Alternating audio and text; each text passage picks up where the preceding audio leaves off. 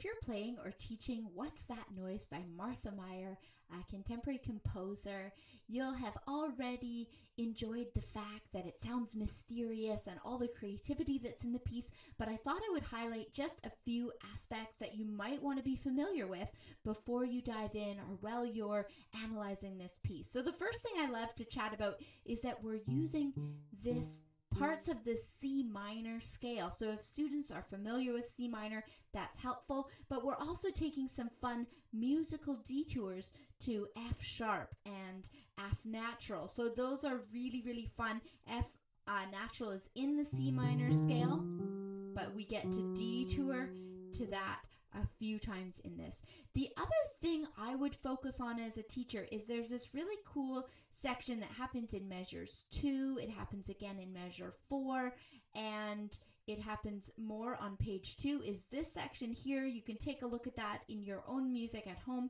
And one thing I found is that when you're coordinating hand independence in early stages of music making, it can be quite tricky to have a drop and a staccato, so an accent and a staccato, and in the other hand have 2 staccatos that we're going 1, 2.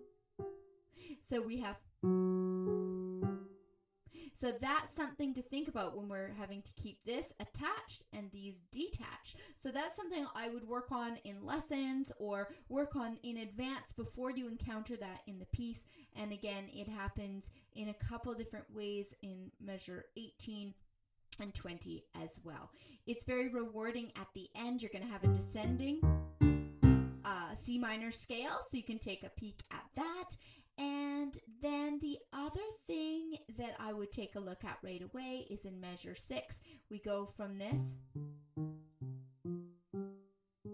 and we cross over our thumb. So again, for students that are just getting familiar with this repertoire, this is from the Prep A celebration series, the 6th edition here from the conservatory. So those are just little aspects of playing that I would watch for. The other thing I love is that Martha Mier has taken this piece from being right in front of students and then had this go down the octaves.